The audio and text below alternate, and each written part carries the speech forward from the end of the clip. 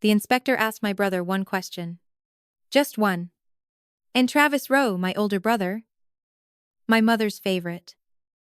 The man who had spent the last 6 weeks walking people through my work, like he'd poured every footing with his bare hands, stood there at the ribbon, cutting in a clean denim jacket, and answered with silence. Not because the question was hard. Because the question was basic. So basic that anyone who had actually done the work would have answered before the inspector finished the sentence. That was the moment the whole reopening started to rot in public. But to understand why that mattered, you need to understand what Travis had already stolen by then. Not money. That would have been easier. Not the deed. Not the property. Not even the permit. At first, Travis stole authorship. He stole sweat. He stole the look on people's faces when they finally saw a dead place brought back to life. He stole the right to stand in front of a building and say, "I saved this." The building was our father's old hardware store in Marlow Ridge, Indiana. A squat red brick corner place with warped pine floors, tin ceiling panels, and a front window that used to catch the late afternoon sun like it was proud to still be standing. My father, Earl Rowe, had run Rowe Supply for 31 years, before cancer took him in 9 months and left the store shuttered. Duste. And one electrical fire away from becoming a cautionary tale. After Dad died, everyone talked big. Family always does around a grave. We'll keep it in the family. We'll bring it back for Dad. We won't let his life's work die. Then the casseroles stopped coming. The sympathy cards slowed down. And the only person standing in that half-rotted store on a freezing February morning with a contractor's flashlight and a legal pad was me. Nadine Rowe. Not Travis. Travis came later. After the windows were boarded. The mold report was flagged. The plumbing map was redrawn. And the town started hearing rumors that the old Rowe building might reopen as a specialty supply and tool rental shop. That's when Travis got interested. Because men like Travis don't love work. They love the scene after work. The handshake. The photo. The article in the county paper. The line where some local official says, "Couldn't have done it without him." By reopening day, Travis had inserted himself so thoroughly into the public version of events that half the town thought I had just helped with paperwork. Helped. That word should be studied in a lab for the kind of violence it does to women. I didn't help. I spent 92 days buried in inspections. Asbestos containment quotes. Supplier negotiations. Occupancy classifications. ADA adjustments. Sprinkler retrofits.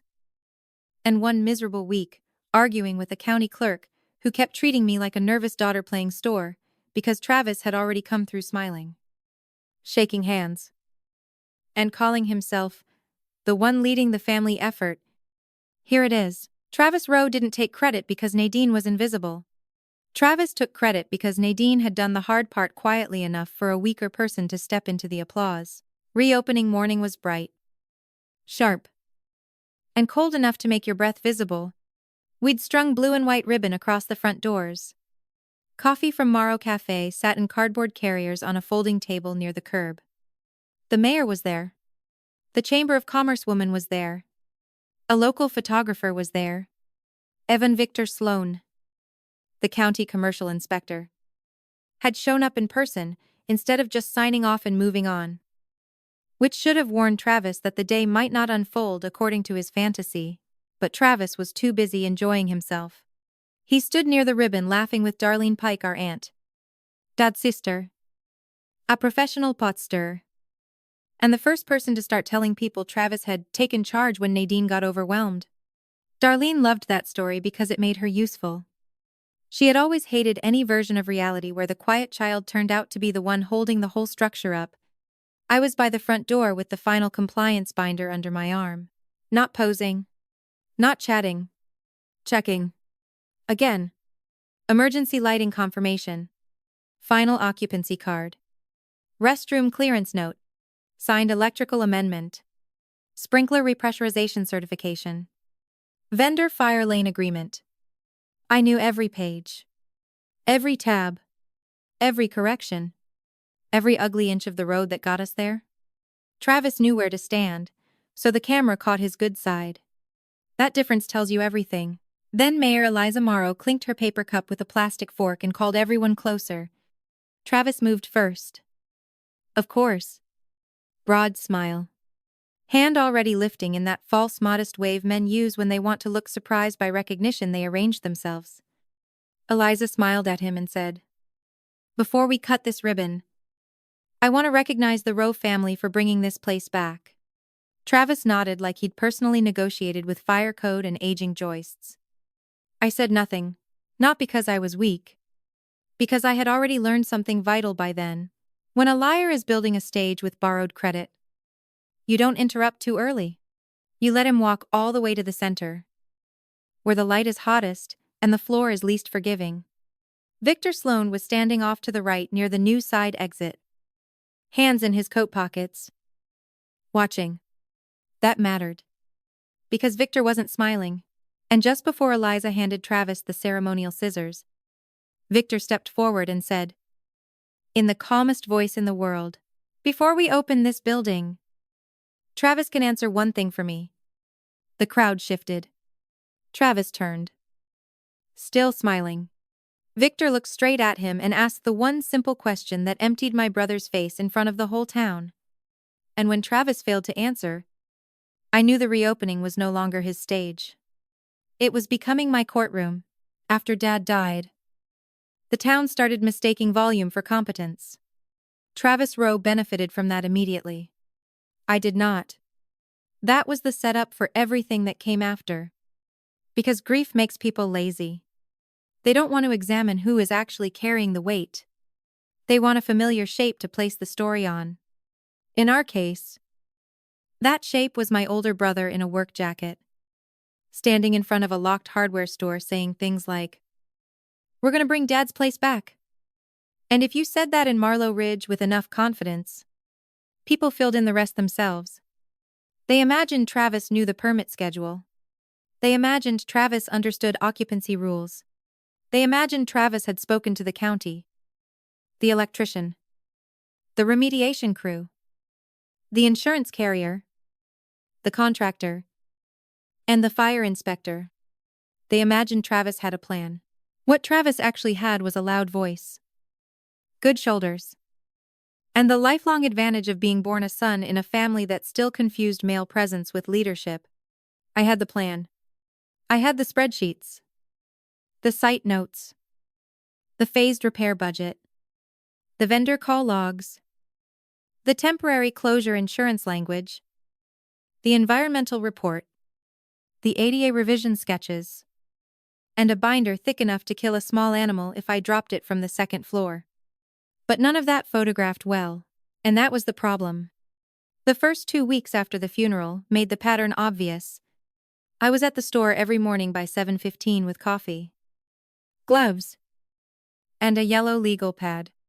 I was the one meeting the mold crew, pricing out salvage shelves, checking which original fixtures could be saved, and learning exactly how many different ways a county office can tell a woman, "Come back later," if she doesn't walk in already speaking their language. Travis came by around 10, sometimes 11, looked around, kicked at a warped floorboard, said something broad like, "We've really got our work cut out for us," and then somehow ended up having lunch with some local supplier who would later tell people, "Travis is really leading the charge?" No. Travis was leading the conversation. I was leading the project. People didn't call Nadine the brains, because brains don't get credit when the room is still clapping for posture. The family made it worse. Mom kept treating me like the reliable second engine instead of the driver. If I said, "I've got a meeting with the county at 1, Mom would nod and say, "Good. Travis needs someone organized beside him." Beside him. That phrase got under my skin fast. Not because I needed praise. Because I needed accuracy. Darlene Pike, our aunt, was even more shameless. She'd show up with store-bought muffins, walk through the dust in nice boots she had no business wearing, and immediately start narrating a fantasy where Travis was rebuilding Rose Supply out of pure masculine willpower, while poor little Nadine handled details. Details. As if occupancy classification is a detail. As if egress width is a detail. As if a failed moisture reading is a detail. As if the difference between reopening legally and getting shut down in 48 hours is a detail. That was how they reduced me. Not by denying I worked. By redefining my work as support. Family always knows the softest knife. By week 3, I started noticing my own labor returning to me wearing Travis's name. The local paper called for a quote after someone leaked that the building had passed preliminary structural review. I was on a ladder in the back room photographing joist repairs when Travis answered the call and told the reporter, "I've been working day and night to honor Dad's legacy." I remember standing there with sawdust in my hair and my phone buzzing in my pocket with 3 missed calls from the remediation company, while Travis gave an interview using my exhaustion in first person. That was the first time I understood this wasn't just casual sibling selfishness. This was extraction. Travis wasn't helping, and then exaggerating. He was building a public identity out of Nadine's invisible labor. And the town was letting him. Not because the evidence wasn't there, because the evidence looked like clipboards and invoices and codebooks and follow-up emails. And those things are too boring for people who'd rather believe leadership. Sounds like a man saying, "Leave it to me." Victor Sloan did not make that mistake. That's one reason I trusted Victor before I liked him. Victor was the county commercial inspector assigned to our reopening file. Heavy coat. Blunt face. No patience for charm. He looked like the kind of man who'd been disappointed by human beings in highly specific ways and chose building code because drywall lies less often. The first time Victor met both of us, Travis tried his usual act. Strong handshake. Easy grin. A little local family charm. Victor listened for 30 seconds. Then looked right past Travis and asked me, "Who submitted the amended occupancy packet?" "Me." That happened again and again. "Nadine." "Where's the revised rear egress measurement?" "Nadine." "Did the emergency light vendor send corrected specs?" "Nadine." "Who caught the restroom clearance conflict?" "Not Travis." "Me." Victor wasn't doing me a favor. He was following competence. That's all. But in a town where most men still treated me like a capable accessory to my brother's bigger public energy, it felt almost radical. And still, I didn't make a scene. That part matters. I did not scream at Travis in the parking lot. I did not correct every lie in public. I did not drag the family into a war before the building was ready. I watched. I documented. I answered every inspector question. I kept every receipt, email, correction slip, and signed field note in binders labeled by week and department. Because I had learned something early, Travis could outperform me in storytelling. He could not outperform me in facts. So I let the town underestimate Nadine. Let Mom call me the organized one. Let Darlene act like I was lucky Travis had stepped up. Let Travis pose in front of boarded windows and talk about our progress to people who had no idea whose boots were actually dirty. I let all of it happen because I knew reopening day would force one unavoidable truth into the open. The store would not open on sentiment. It would open on code. And code has no favorite child. By the time the ribbon and coffee table showed up out front, the whole town thought they knew who had brought Rose Supply back from the dead. Only Victor Sloan knew better.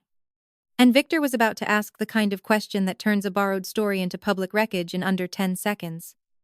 Victor Sloan asked my brother one question in front of the whole town.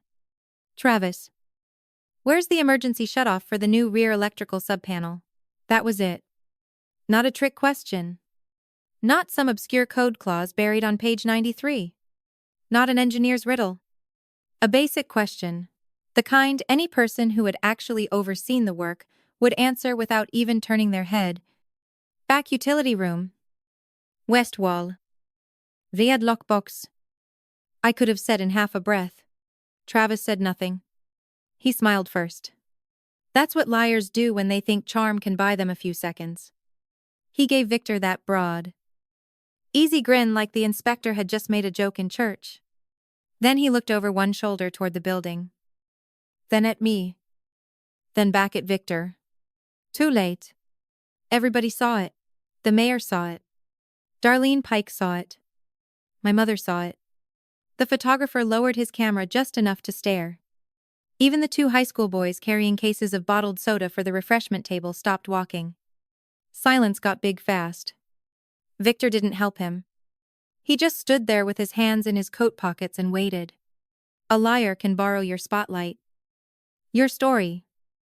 Even your family's applause. But he can't borrow your answer when the room finally asks for the truth. Travis laughed weakly and said, "Well, we've had so many crews in and out." Travis would have to think about how they ended up labeling everything wrong. That answer did more damage than no answer at all. Because real builders don't talk like tourists in their own project. Real builders know where the shutoffs are because those are the things that keep buildings from turning into funerals. Victor nodded once. And I knew right then he was done being polite. So Travis didn't do the final electrical walkthrough. Not asked. Said. And there it was. Public correction. Small. Surgical. Fatal. Darlene tried to jump in immediately. Because women like Darlene only believe in rules when they can use them against quieter people. Now. Victor. That's not fair. Darlene said with that fake laugh she used whenever reality embarrassed the wrong relative. Travis can't be expected to remember every little technical. Victor cut her off without even looking at her. It's not little, he said. It's a shutoff. That line hit hard. Because suddenly the whole scene changed shape. 5 seconds earlier.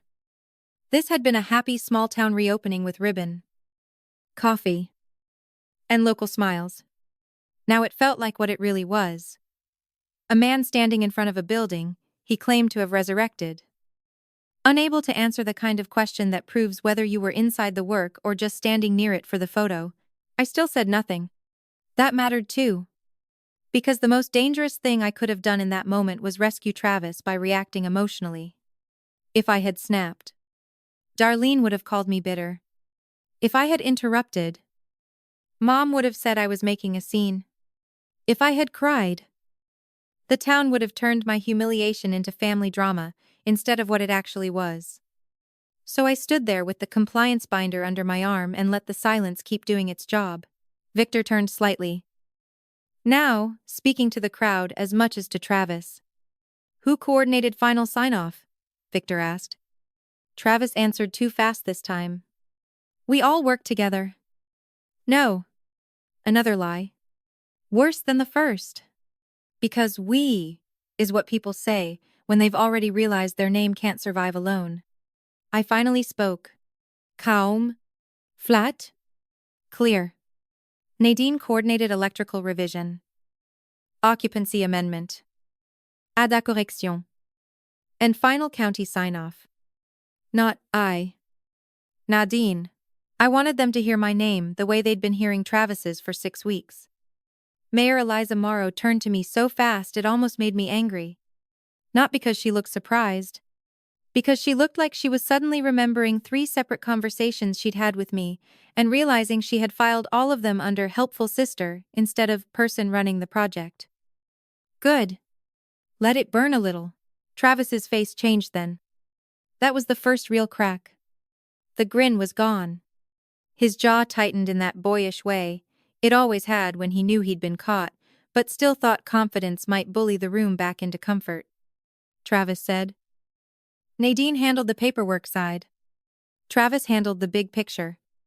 I almost laughed. The big picture? That phrase should be outlawed for useless men. Victor looked at Travis and said, Then Travis can probably tell me what changed the occupancy classification. Another basic question. Another body blow. Because if Travis had truly been leading the renovation, he would have known that answer instantly. The old row supply setup counted under a different use profile than the new specialty retail plus rental model we were opening under. That change touched egress load, restroom compliance, aisle width, Signage. Insurance language. Half the project. Basically. Travis blinked. Actually blinked. Then said, "We updated a few things to meet code." Pathetic. The crowd shifted again. This time not in confusion. In recognition. Recognition is crueler. Confusion still gives a liar room. Recognition closes it. Victor turned to me. "Nadine?" I answered cleanly. "Retail, rental, mixed-use, changed occupant load and restroom accessibility requirements."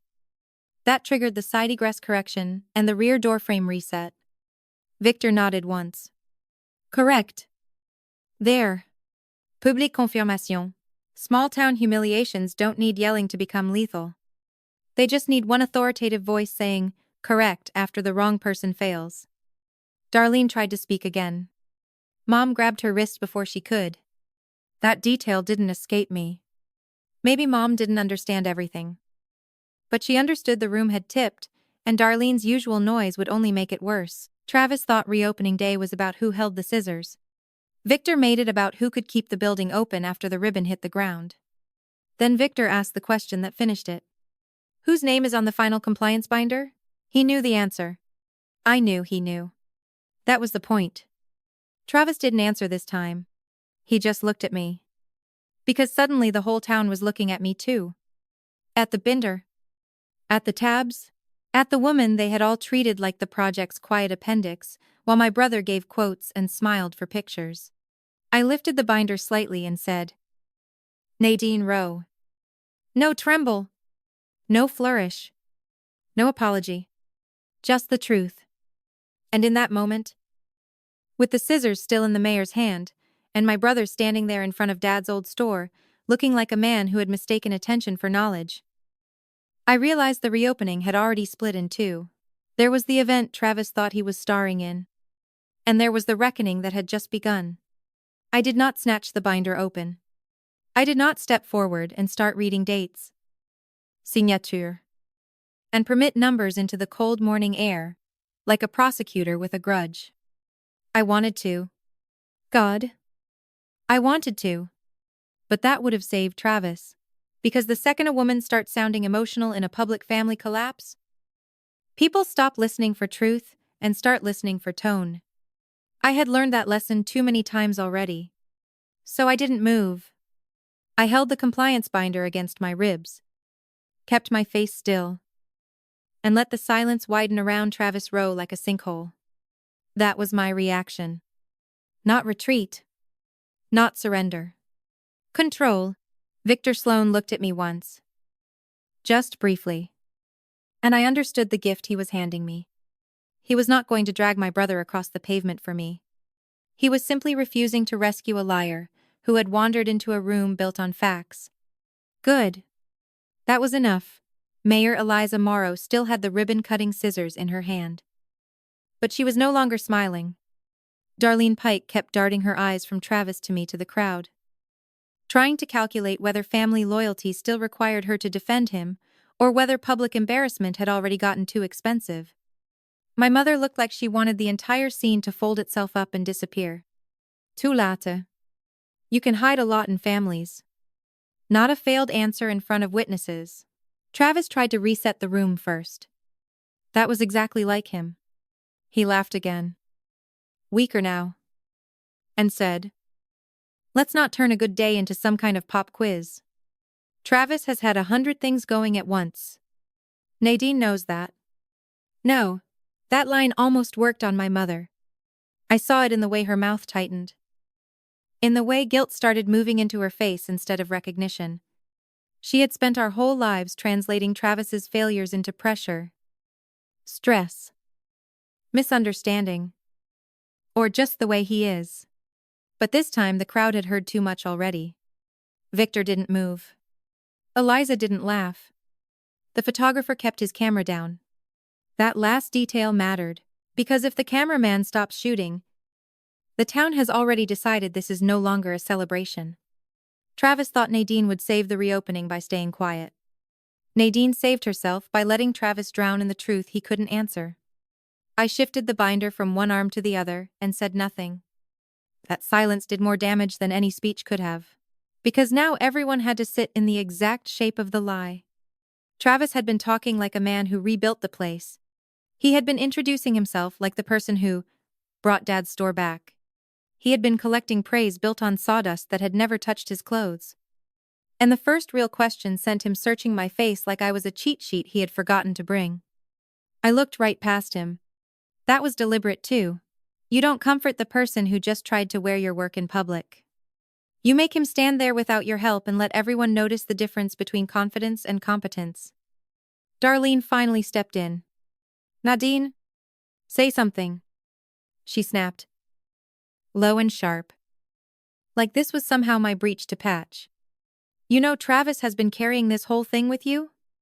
Don't make him look foolish. That one landed hot. Not because it surprised me. Because it was so cleanly cruel. There it was. The family reflex. The automatic demand that the quieter daughter absorb one more humiliation to protect the louder son from the consequences of his own performance. I turned my head slowly and looked at Darlene. I'm not making Travis look anything. I said. Travis is standing in it by himself. That hit. Not loudly. Precisely. A few people in the crowd actually shifted their weight like they had felt it physically. Darlene's face changed, first offense. Then, calculation. Then something meaner when she realized I wasn't going to help her drag the lie back under the rug. Mom whispered. Nadine. Please. I didn't answer her. That mattered too. Because please in families like mine never means tell the truth gently. It means go back to being useful in silence. No. Not anymore. Victor asked no more questions after that. He didn't need to. He had already done what mattered most. He had put a basic fact in the center of the square and let Travis fail against it. Anything after that would have felt theatrical.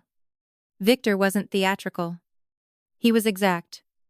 Instead, he said, before this building opens, I need the person who handled final sign-off to walk me through the binder. Not someone. Not you folks. The person. And still I didn't rush. I let the pause happen, let the crowd wait. Let Travis feel the shape of what came next. Then I said, fine. One word. That was all. I stepped away from the ribbon.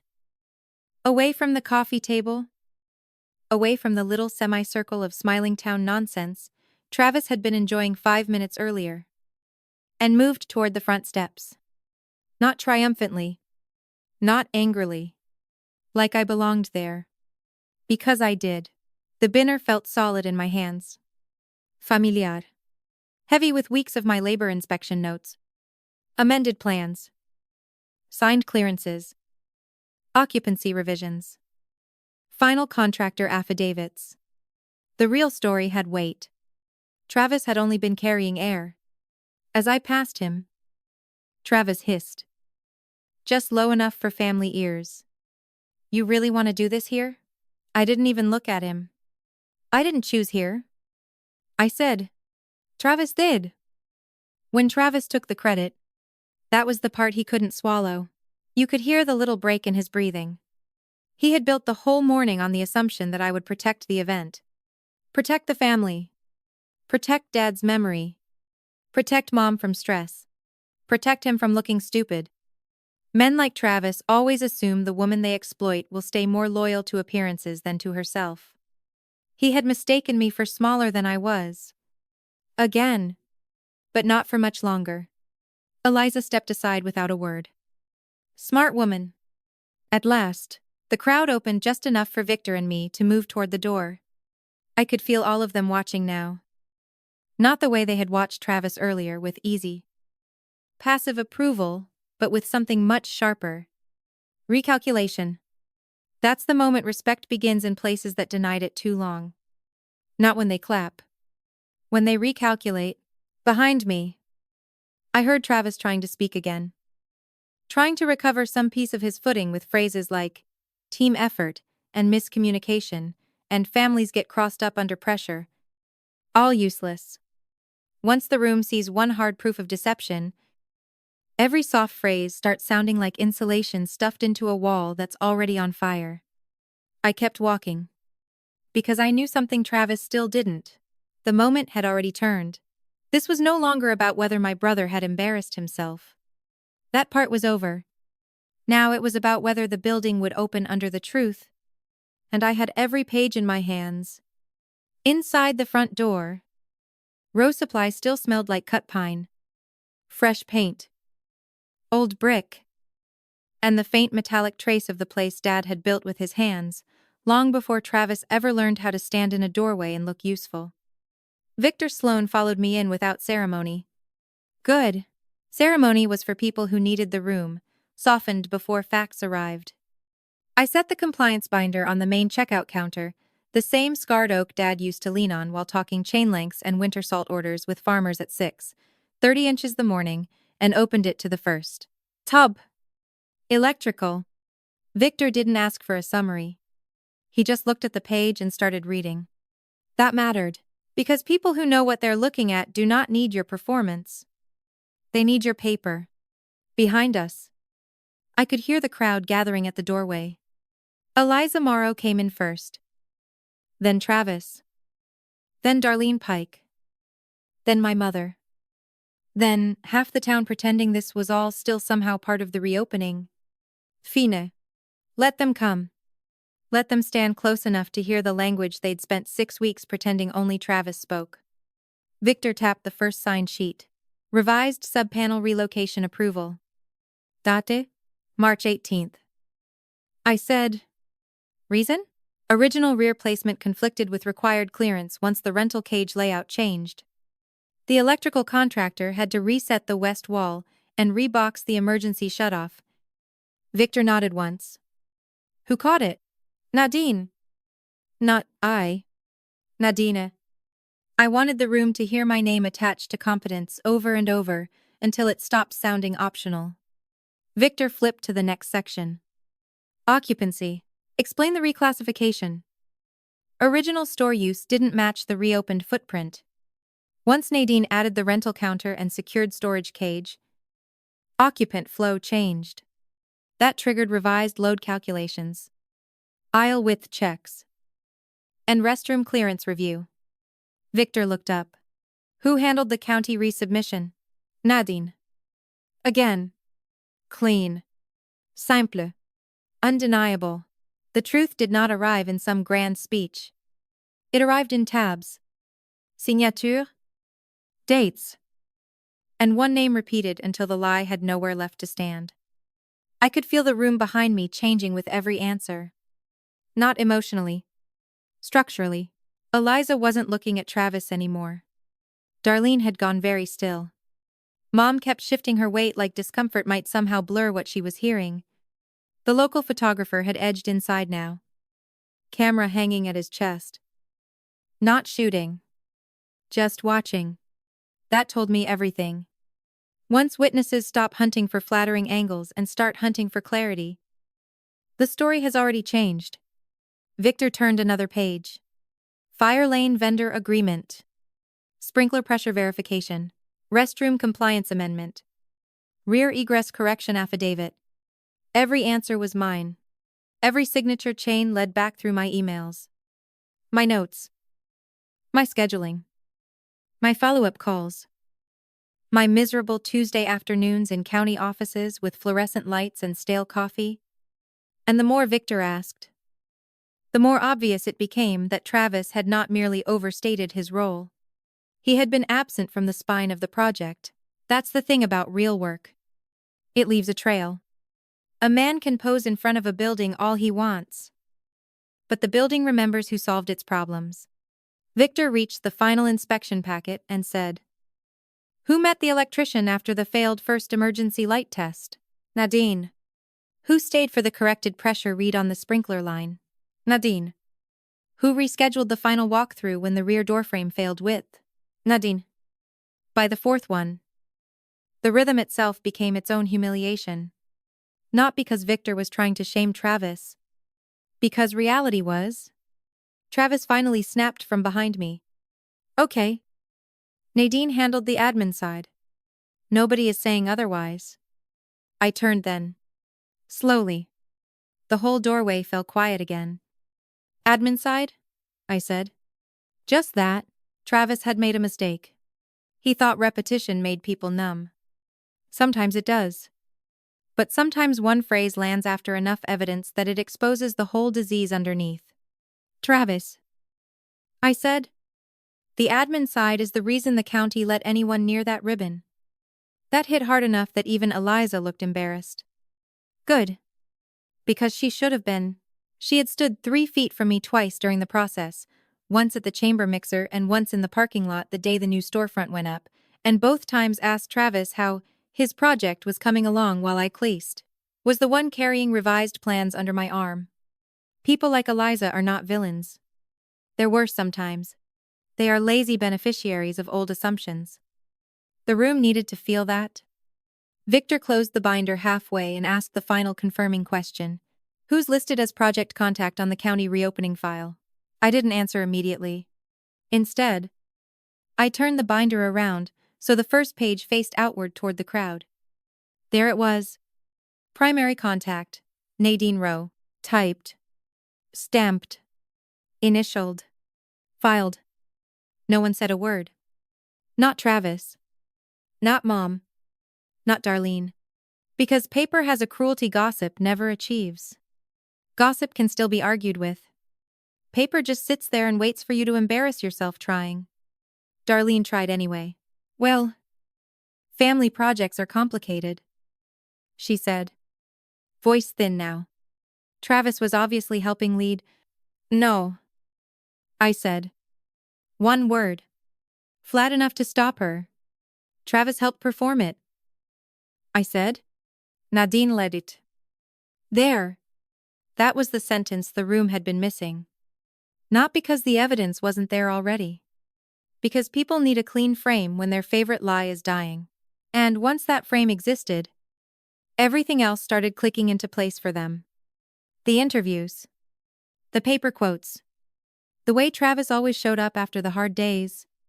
The reason Victor kept asking me questions. The reason I was holding the binder in the first place while Travis held scissors like a man renting a roll by the hour. Mom finally looked at me then, not distracted. Not pleading. I really looked. And I saw it happen. Recognition. Late. Painful. Incomplete. But real. Too late to spare Travis. Too late to spare her either. Honestly. But real. Victor rested one hand on the binder and said, for the whole room to hear. For the record. Nadine is the only person I dealt with as led on compliance. That was the official line. Not family argument. Not sibling bitterness. Not interpretation. Record. Travis took credit in public. Victor gave it back on the record. And suddenly, the reopening no longer belonged to the brother who knew how to smile for cameras. It belonged to the woman who had made the building legal. Safe. And real.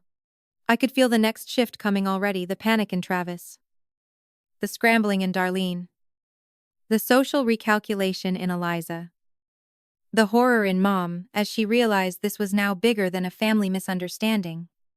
Because once the room accepts that Nadine did the work, the next question becomes impossible to avoid. What exactly had Travis been doing with all that stolen credit? And Travis was nowhere near ready for that question. Travis Rowe's panic didn't explode all at once. It spread. That was worse. At first it was just in his mouth. The way he kept wetting his lips between sentences that never quite landed. Then it moved into his shoulders. Too stiff. Too high. Then into his voice. Which started doing that strange little upward climb liars get when they're trying to sound casual while their control is leaking out through their collar. And the whole town could see it now. That was the escalation. Not because I yelled. Not because Victor humiliated him for sport, because the room had finally been given a clean way to measure who knew the building, and who was only wearing the story. Eliza Mara was the first to shift fully. That mattered more than people think. A mayor in a small town is not just an official. A mayor is a weather vane. Once Eliza stopped orienting toward Travis, everyone else started checking which way the wind had actually turned. Eliza looked from the compliance binder to me and said, "Careful now. Nadine, were you the one coordinating county approval from the start?" There it was. Not helping. Not working with Travis. Not supporting the family effort. Coordinating. Finally. I answered without drama. Yes. One word. Clean. Useful. Enough. Travis jumped in too quickly. Now hold on. Travis never said Nadine wasn't involved. Victor cut across him. Involved isn't the same thing as led. That line hit like a steel door closing. Because it gave the whole crowd a new frame. Travis had been trying to shrink the argument into family tension. Some vague misunderstanding over who did what. Victor refused that smaller lie. Lead means lead. Not smiling at the front. Not giving quotes. Not saying we when the real name belongs to someone else. Travis didn't lose control when Nadine spoke. He lost control when the room stopped using his soft words for a hard theft. Darlene Pike tried to save him the old way. Noise. Oh. For heaven's sake. She snapped. Stepping forward like outrage could still bully facts back into hiding. It was a family project. Nadine's acting like Travis stole the moon. No. I looked at Darlene and said, Travis didn't steal the moon. Travis stole the introduction. That landed harder than I expected. Because it was true in the exact way everyone there could feel. Dad's building.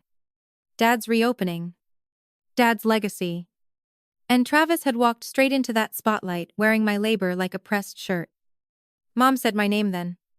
Just once. Nadine. Not angry. Not supportive. Scared.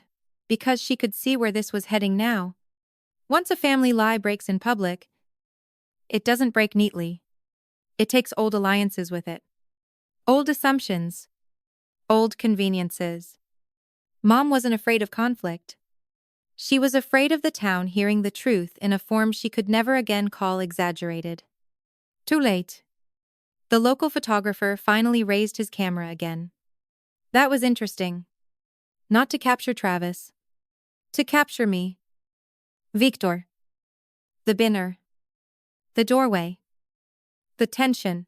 Even the camera had changed sides. Victor rested his palm on the open file and said, Before this ribbon gets cut, I need one more clarification. Travis made a small sound under his breath. I don't think he even knew he did it. Victor continued. Who approved the late change order on the rear entry slope? I answered immediately. Nadine negotiated it. The county required the correction after the first angle failed. The contractor wanted to delay. Nadine pushed same week rework so reopening wouldn't slip. Victor nodded. Correct. Eliza looked at Travis then. And this time, there was no warmth left in it. Travis told the paper Travis had been handling contractor negotiations personally. There. A second front opened. Not just code now. Public lying. Travis tried to recover. Travis was speaking generally. We all knew what that meant. No. We didn't. That sentence might have worked 30 minutes earlier. It was dead now. Once the room starts hearing specifics, generalities sound like perfume on a leak. A man from the Chamber of Commerce spoke up from the back. Didn't Travis say Travis met every inspector?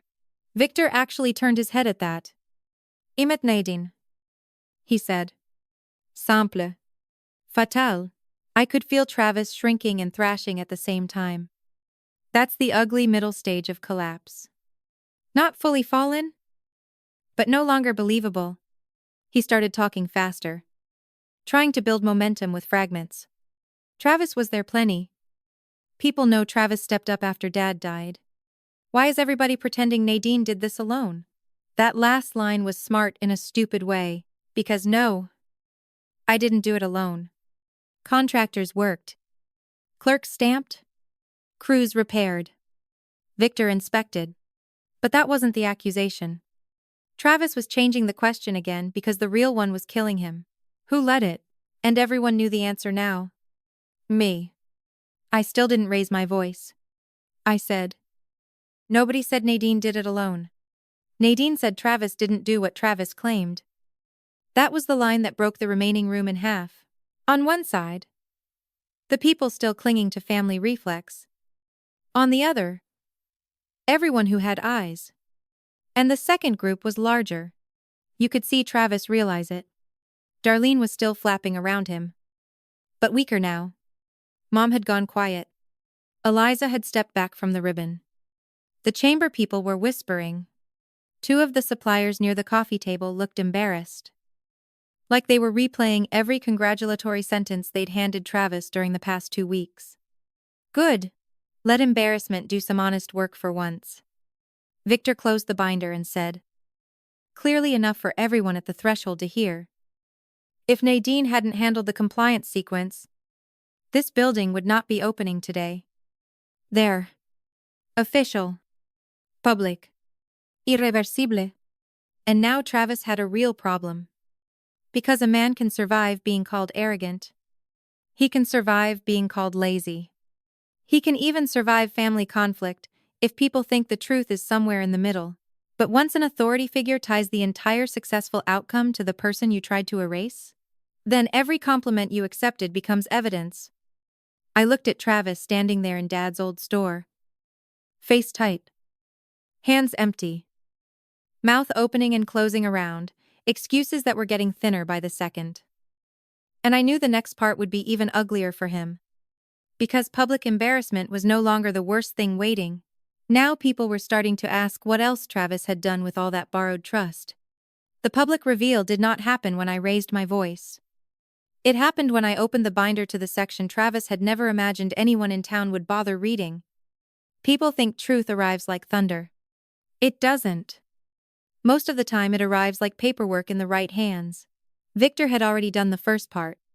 He had stripped Travis of competence in front of witnesses. Eliza had already started backing away from the fake version of events. The crowd had already turned. But turning is not the same as knowing. Suspicion is not the same as proof. I wanted proof. So I flipped past electrical, occupancy, fire lane, and accessibility tabs and opened the vendor payment log. That was where Travis had made his real mistake. Not taking credit, taking advantage of it too early. Because once people started believing Travis was leading the reopening, he began acting like praise was a form of access. He started making calls I never authorized, promising delivery windows I had not confirmed. And this part mattered most, collecting reimbursements from Mom for project expenses that Nadine had never submitted. I laid the page flat on the counter and said, since we're clarifying roles, let's clarify something else. The room went still again. Travis's face changed. Just a fraction. But I saw it. Good. Because that was the look of a man who had been ready for humiliation and was not ready for accounting. Travis thought the worst thing Nadine could expose was that he hadn't done the work. He forgot money leaves cleaner fingerprints than ego. I ran my finger down the list. March 22nd. I said, $580 for rush material hauling. Nadine arranged delivery directly with Haynes Supply. No hauling charge. Travis still got reimbursed. I turned one page. April 3rd. $320 for county filing and permit handling. Nadine filed those herself. The county receipt was $87.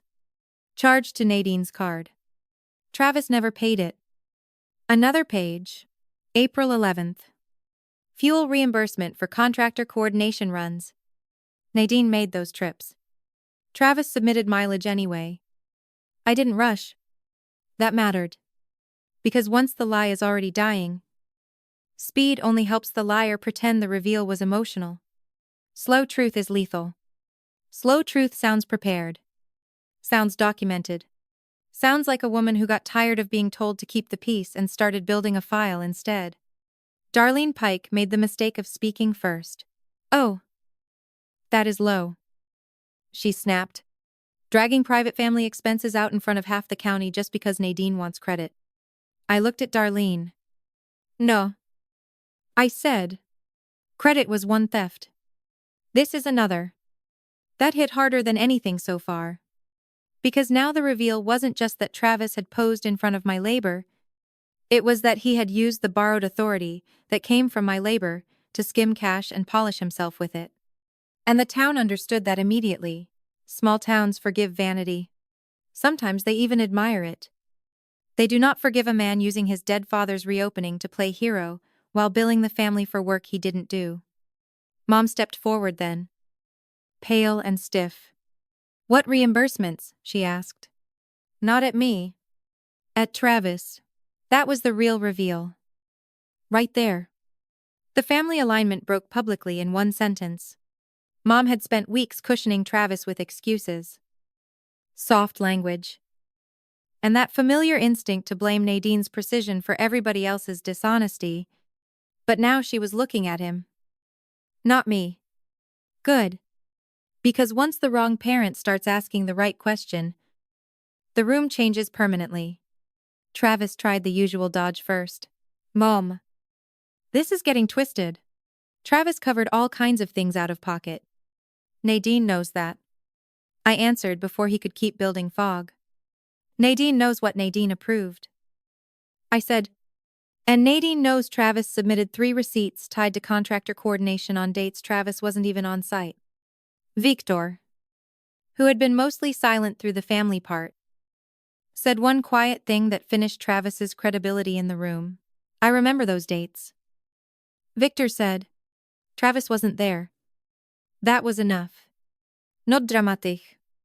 Not long. Just enough. The photographer raised his camera then. This time, he took the shot. Not of the ribbon. Not of the mayor. Of Travis standing red-faced in Dad's store with me holding the binder open, and Victor Sloan at my shoulder. "Good. Let it." Eliza finally set the ceremonial scissors down on the counter. No ribbon cutting anymore. Now we were in reckoning territory.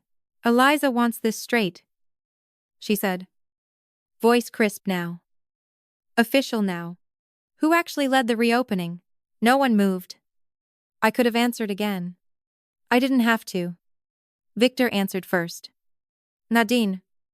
Then the contractor from Haynes, who had been standing near the doorway this whole time, with a coffee cup in one hand, spoke up too.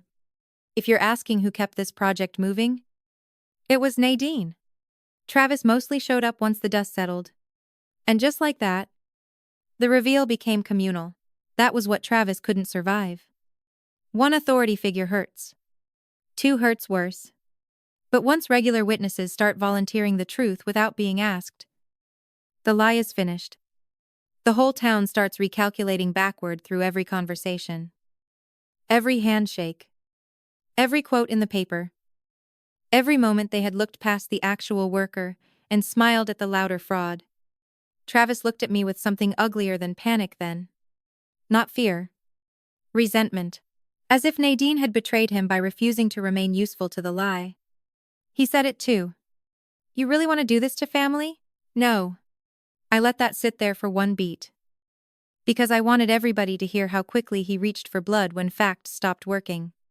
Then I said, "Travis did this to family when Travis stood outside Dad's store and wore Nadine's work like a costume." There. That was the line. Clean enough to travel. Sharp enough to stick.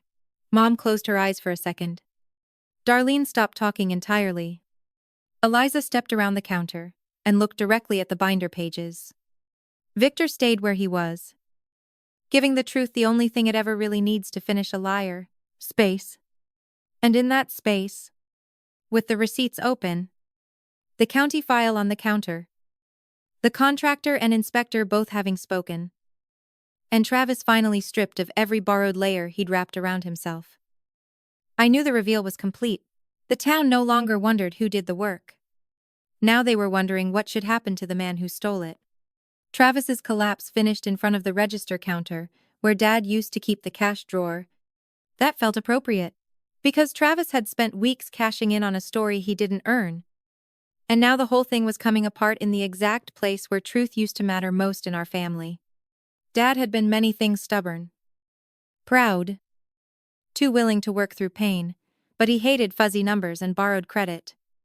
If your name's on it, your hands better be on it too. Dad used to say. Travis should have remembered that. He didn't. Or maybe he thought Dad's sayings were like everything else in that store, old enough to be used decoratively, and ignored the second they got inconvenient. After the receipts came out, the room changed on him fast. Not loud. Not theatrical. Cold. That was worse. Eliza stepped back from Travis like she didn't want her coat catching whatever was on him. Victor closed the binder and stood there with that same blunt, unimpressed face. But now there was something almost final in it. The contractor from Haynes Supply had folded his arms and stopped pretending this was awkward family business. Even the photographer who had come for a ribbon cutting and local goodwill was still holding the camera up. But now every shot he took was documenting a man being stripped of borrowed importance in real time. Travis looked around for an ally and found none. That's when the panic turned ugly. "You're all blowing this out of proportion," he snapped. It was reimbursement. It was family money. Nadine's acting like Travis robbed a bank. No. That line died as soon as it hit the air. Because that's another thing liars do when the details close in. They widen the accusation into something absurd so they can mock it. Bank robbery. Drama. Overreaction. As if the only theft that counts is the kind that comes with a ski mask instead of a smile and a dead father's name. I didn't raise my voice. I said. Travis used Dad's reopening to bill Mom for work Nadine did and accept public praise Travis didn't earn. That was enough. Because simple truth sounds heavier after a liar has already spent 10 minutes building excuses. Every extra sentence he'd spoken had made mine stronger. Travis wanted the town to think Nadine was making a family fuss. Nadine made the town watch the exact price tag on the lie. Mom finally spoke then. And for the first time all morning, she wasn't trying to soften anything. Did Travis submit those receipts? She asked. Again. Not at me. At Travis. That was the public fracture. Travis saw it too. His whole face changed. That brittle half-anger went flat for a second. Like he was recalculating whether denial would still work if the one person who always rescued him had stopped stepping in front of consequences. Mom. Travis covered things too. He said. Gas. Food. Time. Did Travis submit those receipts knowing Nadine had done the work? She asked. There. That was the question. Better than anything Victor asked. Honestly. Because Victor's questions proved Travis wasn't competent. Mom's question proved he knew it, and kept taking anyway. Travis didn't answer. Of course he didn't. The silence stretched just long enough for everyone to understand that the lack of answer was the answer. Darlene tried to jump back in. But even her timing was off now. This is still Travis's father's store too, she said sharply.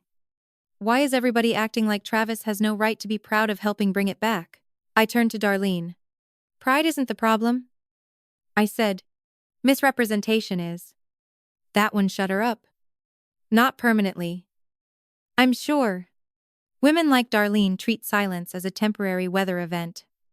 But in that room, in that moment, the word landed too cleanly to climb over. Not exaggeration. Not confusion. Not family tension. Misrepresentation. Eliza set the ceremonial scissors all the way down on the counter then and said, There will be no ribbon cutting until this is sorted. Travis flinched. Good. Because that was the first concrete consequence the crowd could touch. Not social embarrassment. Not morale correction. The event itself stopping. The applause withheld. The photo op dead. The little public coronation Travis had been building towards suddenly suspended because the truth had contaminated it. And that was only the start, Victor said. For county record. I'm noting the lead contact discrepancy and reimbursement concern if any county-linked filings were misrepresented. Travis turned sharply. You can't do that based on gossip. Victor looked at him like he'd just found mildew under new drywall. It isn't gossip when the documents are on the counter, he said. They're official escalation. No softness. Now Travis wasn't just losing face. He was entering record. That's what made him crack. You want the truth? He shot at me. Voice too loud now. Too sharp. All polish gone. Fine. Nadine made it impossible for anyone else to breathe on this project. Nadine hoarded the details. Shut people out. And then waited for a moment like this to play martyr. There it was. Not an explanation. A confession wrapped in resentment. He had known who did the work all along. That's why he needed to reframe my competence as control. That's why he kept reducing the permit process. The inspections. The contractor sequencing. The county submissions into details. Not because he didn't understand them.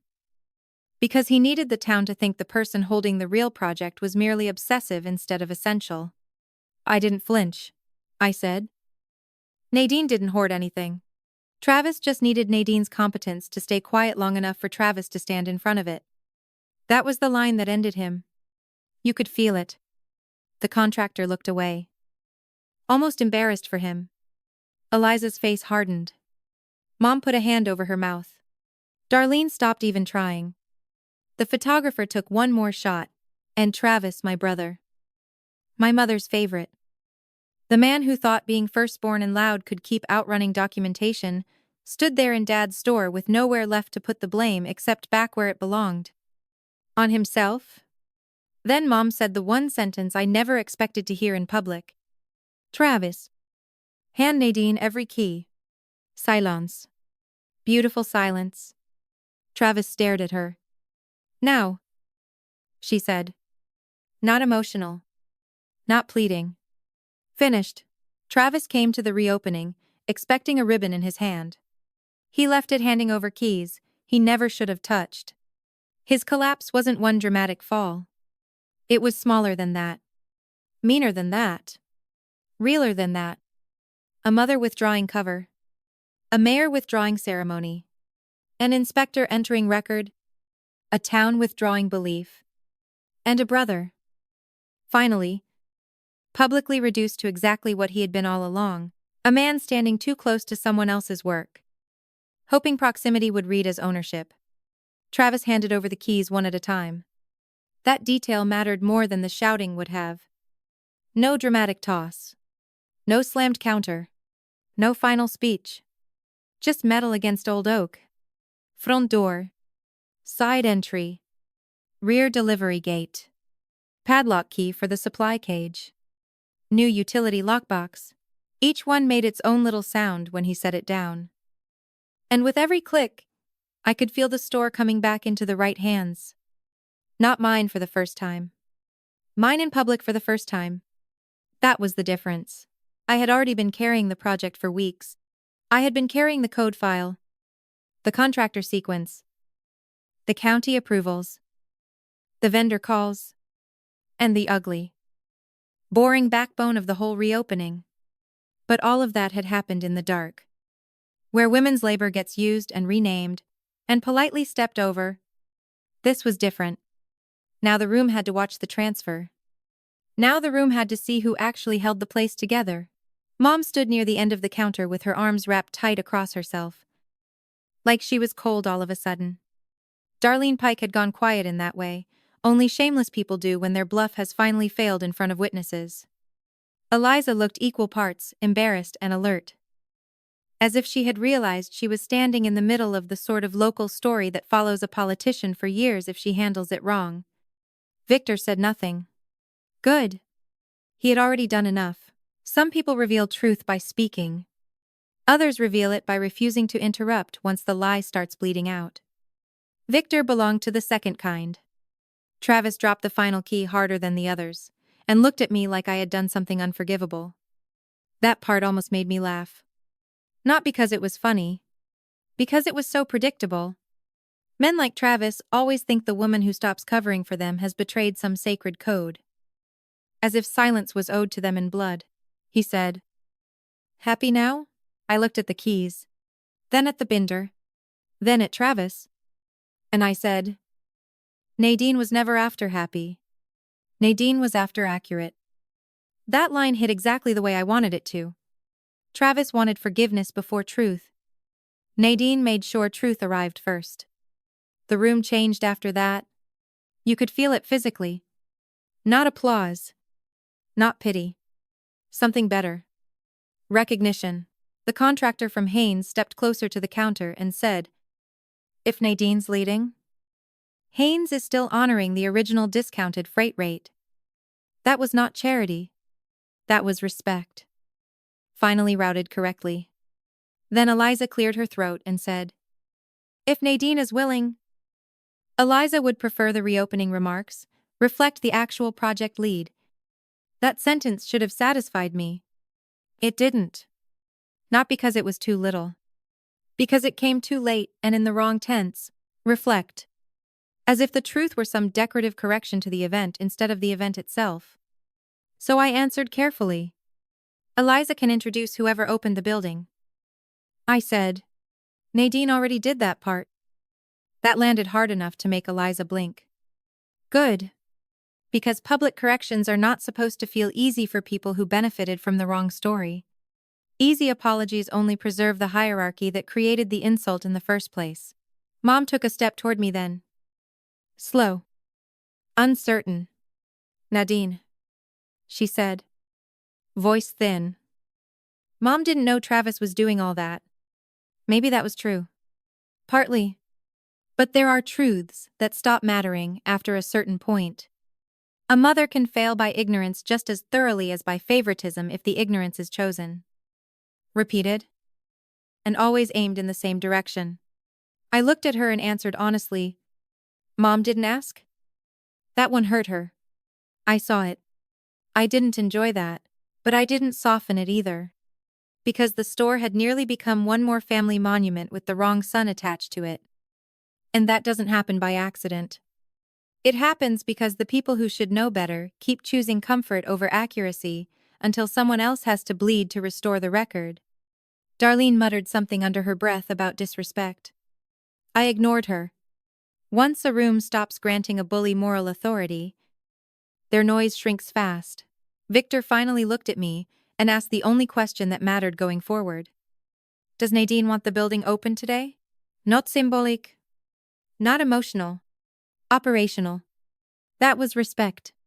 I answered without hesitation. Yes. Because that part was important too. This was never about burning the place down because Travis tried to claim it. It was about restoring the right order and then moving forward in it. That's what people misunderstand about dignity. Dignity is not storming out. Dignity is staying. Correcting the lie. And continuing with the thing you built as if no fraud gets to own your work for even one extra hour. Victor nodded once. Then row supply is cleared to open. There. Official. Mine. Eliza picked up the scissors again. But this time, she didn't hand them to Travis. She looked at me first. Nadine? The entire doorway waited. The whole town. Or close enough. People who had smiled at the wrong person. People who had repeated the wrong story. People who had watched a brother cash in on his sister's labor because it matched their old assumptions better. Let them wait. I set the binder down. Picked up the scissors. And held them for 1 second longer than necessary. Just long enough for everyone to understand what had changed. Not the building. The order around it, then I said. Row supply reopens because Nadine kept it from dying. Let's not confuse that again. And I cut the ribbon. No music. No cheers at first. Just that clean slice through blue and white satin in front of Dad's old doors. Then the sound came. Applause. Late. A little stunned. Real enough. Travis did not clap. Of course he didn't. But by then, he didn't matter in the same way anymore. He had already been reduced to what he really was. A man who had mistaken visibility for ownership and found out too late that a building answers to the person who knows where every system runs. As people started moving inside. Asking questions. Admiring the restored shelves. Complimenting the layout. Congratulating me now. Me. Correctly, I took the keys off the counter and slid them into my coat pocket. The weight felt right there. Not heavy. Settled. And for the first time since Dad died, I wasn't standing in that store as the quiet daughter doing the invisible part while someone else collected the sunlight. I was standing there in my own name. With the work, the proof, the keys, and the room finally forced to arrange itself around the truth. The only question left now was what I would do with a store and a name that had finally been handed back in daylight. 3 months later. Nobody in Marlow Ridge told the story wrong anymore. That was not because I corrected them every time. It was because the town had watched the correction happen once. In full daylight. With documents on the counter, and my brother standing there unable to answer a basic question about a building he had tried to wear like a borrowed coat. After that, the lie lost oxygen. Rose Supply did not just reopen. It stabilized. That mattered more to me than the ribbon ever did. The first 6 weeks after the reopening were brutal in the best possible way. Vendor deliveries. Inventory errors. A forklift battery issue on a Thursday morning. A burst pipe in the rear utility sink line that hit right before opening on a Monday. 2 part-time hires who were cheerful, useless, and gone by the end of the month. Real work. Honest work. The kind that scrubs ego off a place and leaves only structure behind. I loved it, because once the credit was back where it belonged, the work stopped feeling like theft and started feeling like ownership. I reorganized the rental cage myself. Reset the seasonal order schedule. Built a supplier sheet with real margin tracking instead of Dad's old pencil notebook system. Negotiated a standing freight rate with Haynes. Added a contractor call-in desk near the front register. Put the shut-off maps, inspection history, and permit binder in a locked cabinet behind the counter where they belonged. Not hidden. Protected. There's a difference. Travis wanted the applause of saving Dad's store. Nadine took the harder prize, making sure the store never needed saving like that again. Victor came by twice in those first months. Once for a routine follow-up on the rear access slope after a heavy rain. Once to check a minor signage update. Both times he asked for me directly. No, you folks. No, is someone in charge here? Just. Nadine around? That tiny shift still pleased me more than I expected. Eliza came back too. This time without cameras. She bought a box of deck screws and a set of work gloves she clearly did not need. Then stood awkwardly by the register until I looked up. Eliza handled reopening day badly, she said. A clean sentence. Late. But clean. I nodded and said, yes. That was enough, because not every apology deserves a speech in return. Some deserve only confirmation. She left quieter than she came in. And after that, whenever the town paper mentioned Rose Supply, my name came first. As for Darlene, she tried once to tell somebody at church that I had humiliated Travis over a misunderstanding.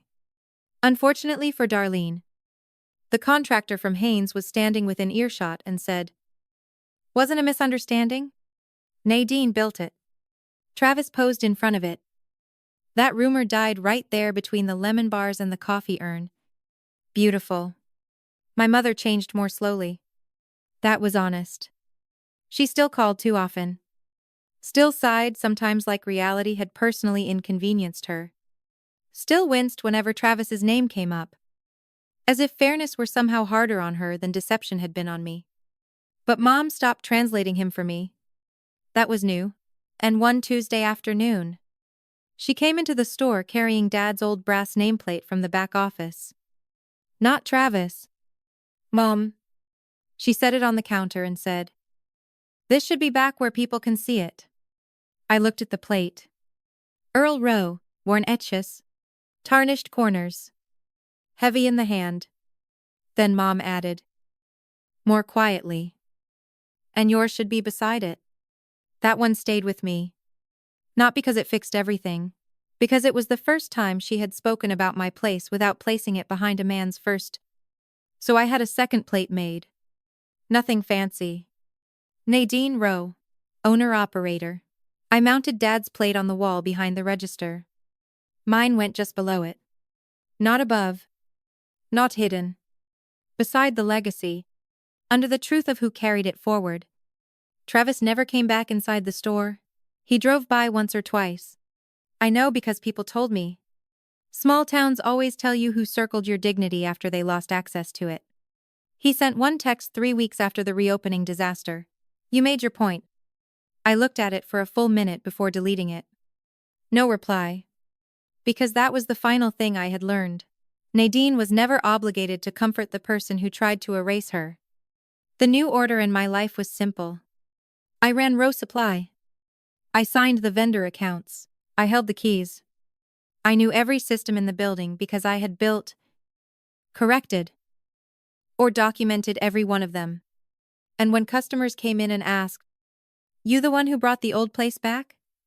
I didn't shrug or soften or redirect anymore. I said, "Yes." Just that. Yes. No speech. No apology. No family disclaimer. Yes. And every time I said it, it felt less like revenge and more like alignment. That was the real ending. Not Travis losing face. Not Darlene going quiet. Not even the satisfaction of watching the town retell the story correctly. The real ending was this. The store survived. The lie didn't.